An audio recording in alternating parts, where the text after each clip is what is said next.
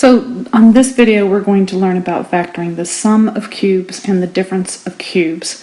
Now what I've started with over here on this side, this is a chart that shows a number and what it looks like when it's been cubed. So if I asked for 4 cubed, the answer is 64. If I asked for the cube root of 729, my answer is 9. So a root just means I'm going backwards with it.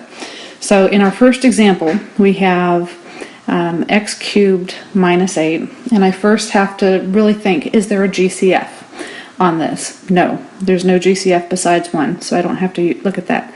I see that there's 2 terms, and I see a minus, so now I need to think, is this the difference of squares or the difference of cubes? Well, I see the x cubed, so that's a good indicator, but I also see that 8 is one of my cube numbers, so this is a difference of cubes. So then all I have to do is I will be using the difference of cubes formula, which means I have to figure out what number has been cubed to give me x cubed and what number has been cubed to give me 8. So when I'm figuring out what those numbers are, I'm really just finding what the cube root of that term is. So the cube root of x cubed is just going to be x. X to the 3rd power is x cubed. So those will go back and forth with that. And then with 8, I'm looking for the cube root of 8. So what number to the 3rd power will give me 8? And again, if we look at our chart, I can see 2 cubed will give me 8. So that means that my b part is going to be 2. So I'm just going to substitute these values into our formula here. So where I see a minus b, I'm going to put x minus 2. Where I see a squared, I'm going to put x squared. And then I have a plus. A times b means x times 2. That's going to give us 2x. B squared means 2 squared. That's 4. So that's what this will look like. I have to just double check before I say I'm done. I have to say, can this factor be factored anymore? Nope, there's no GCF. I can't do a thing with this. This one, does that factor anymore? There's no GCF. And if I were to just try factoring my trinomial, I'm looking for, okay, do I have any factors of 4 that are going to add up to 2? Factors of 4 that add up to 2, nope, not going to happen. So that means this factor can no longer be factored. Both of my factors, they're done. I can't do anything more. So in example 1, this is the answer that we came up with. So now we're going to look at example 2. And in example 2, again, I see 2 terms right here. There's no GCF. I see a plus.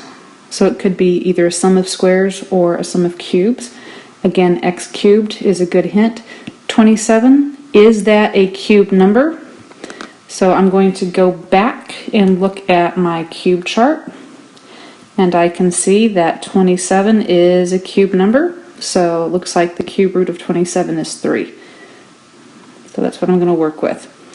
Alright, so this is definitely a sum of cubes. So I want to use my sum of cubes formula, which this case it is our formula right up here. So let's work with some different parts here. Again, I'm going to figure out this first part right here. The cube root of x cubed is still x. The cube root of 27 right here is 3, because 3 cubed will give me 27. So I'm going to substitute these values into my sum of cubes formula right here. So I see a plus b, that means x plus 3. A squared means x squared. Minus a times b, x times 3. That's just 3x. B squared means 3 squared, which is 9. I can't factor x plus 3 any further. I can't factor the trinomial Any further, there's no factors of 9 that will add up to -3. So I'm done with that one, and this is the final answer for example 2. Okay, now we're looking at example 3. Now, example 3 is not in standard form, but that doesn't mean we can't factor it the way it is. If you feel more comfortable putting it into standard form first, that's fine. I can factor it in exactly the form that it is right now. And again, I have to look at my questions. Is there a greatest common factor? No. I see two terms with a plus, so I have to decide, is it the sum of squares or the sum of cubes? Again, I see this x cubed, so that's my indication. It's probably a cube term. 27, we already know, is on our cube table. 125, that's just 5 to the third power, so yes, that is also a cube. So this is definitely a sum of cubes, which means I'm going to be using this formula right over here. So again, let's figure out what our values of a will be. I'm going to say that 27 is my a cubed. So what was it that was cubed to give us 27? And our answer is 3. 3 to the third power gives us 27. Then I have to decide, well, what to the third power gave me 125x cubed? I'm going to go ahead and just write that as the cube root of 125x cubed. So I know that the cube root of x cubed is simply x. Cube root of 125 is 5. So the cube root of that entire term is 5x. So now I know what I'm going to be using in my factors that are given in the sum of cubes. So over here, I'm looking now at this pattern right here. So I could rewrite this as 3 cubed plus 5x cubed, like that, if that makes it any easier to see. So a plus b is going to be 3 plus 5x. A squared is simply 3 squared, that's 9. And then a times b is 3 times 5x, that's going to give me 15x.